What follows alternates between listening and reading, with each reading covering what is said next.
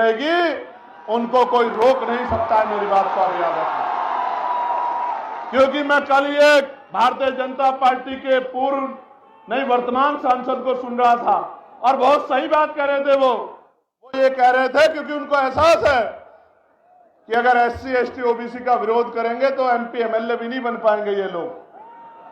15% से कोई MP MLA नहीं बन सकता है।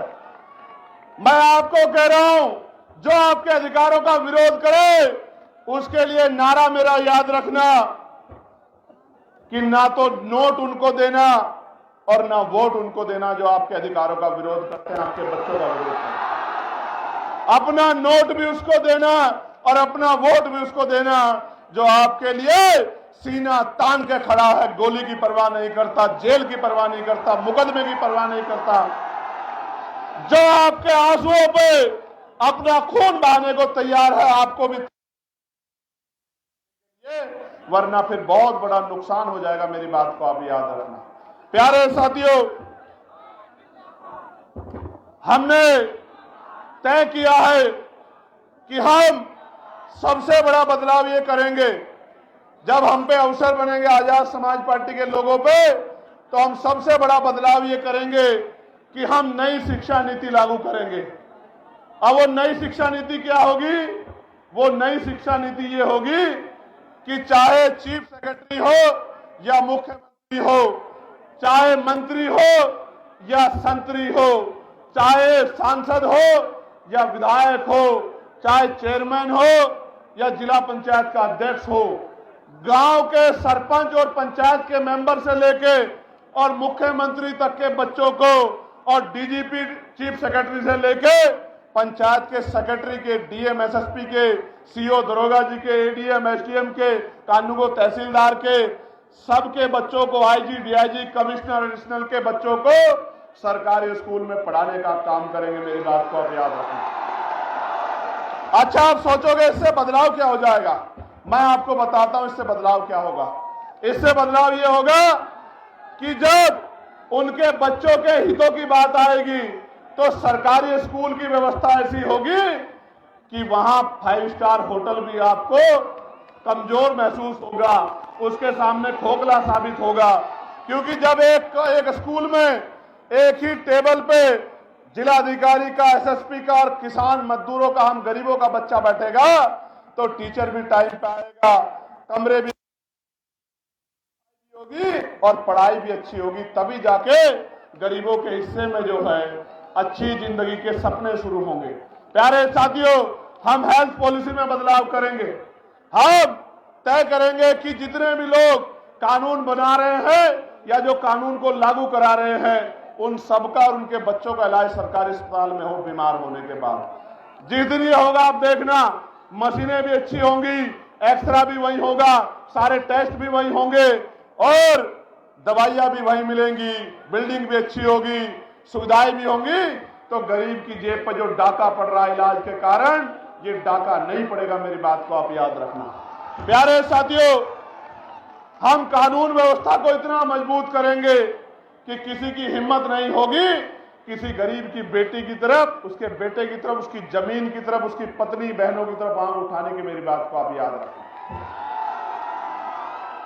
और जो गुंडागर्दी करेगा उसको ऐसा सबक सिखाएगी पुलिस कि दोबारा पीढ़ी में भी कोई गुंडागर्दी करने वाला माफिया नहीं पैदा होगा। मेरी बात को आप याद रखना।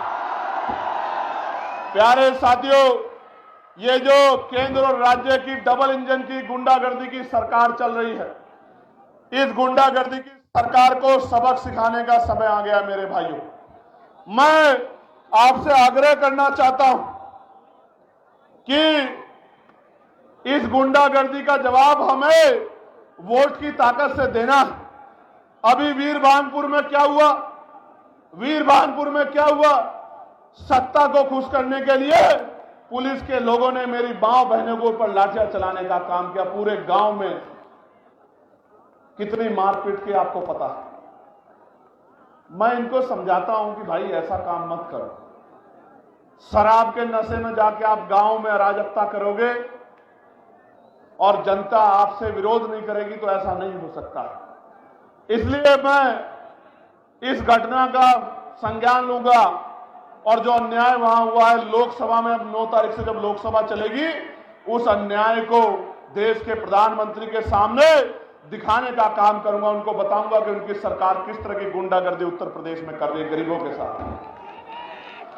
ये जो धर्म की बात करती है, महापुरुषों के सम्मान की, भारतीय जनता पार्टी की डबल इंजन की गुंडागर्दी वाली सरकार मां अहिल्याबाई होलकर का कितना अपमान किया, उनकी मूर्तियां तोड़ तोड़ के जो है वो फैला दी, और जो नौजवान संघर्ष करने गया उनको लाठियों में पीट के जेल में बंद कर दिया। इतनी गुंडागर्दी कर रही है सरकार। प्यारे साथियों, काशी द्वार बनाया जा रहा है बनारस में, एयरपोर्ट के पास 16 ग्राम सभा की जमीन को बिना मुआवजे के छीनने का काम कर रहे हैं। सरकार का काम लोगों को घर देना होता है, जमीन देनी होती है, जमीन छीननी नहीं होती। लेकिन उत्तर प्रदेश की गुंडागर्दी करने वाली सरकार जबरन लोगों की जमीनें छीनने का काम कर रही है। प्रयागराज के फूलपुर के चकिनोदा मुकुंदपुर गांव में जबरन जमीन अधिग्रहण की जा रही है और किसान आंदोलन कर रहा है। और किसान तो यह भी कह रहा है जान दे देंगे लेकिन जमीन नहीं देंगे। आप ये देखो किस तरह से किसानों को, मजदूरों को नोचने का काम ये सरकार कर रही है। प्यारे साथियों, फतेहपुर जिले में मनरेगा कर्मियों को 6 माह से मानदेय नहीं मिल रहा है क्योंकि नया जी राम जी कानून लाके इन्होंने 40% पैसा सरकार को, राज्य सरकार को देने को कहा है और राज्य सरकार खुद कर्जे में है। उत्तर प्रदेश के हर व्यक्ति पे लगभग 30-35 हजार रुपए का कर्ज है इनकी गलत नीतियों की वजह से। आज तो हालात ऐसे हैं, दुकान मंडी, दाल मंडी में जो दुकानें तोड़ी जा रही है, लगभग 100 दुकानें ऐसी जिनका मुआवजा इस सरकार ने अभी तक नहीं दिया। मिर्जापुर में बाढ़ और सूखे की मार से जनता परेशान।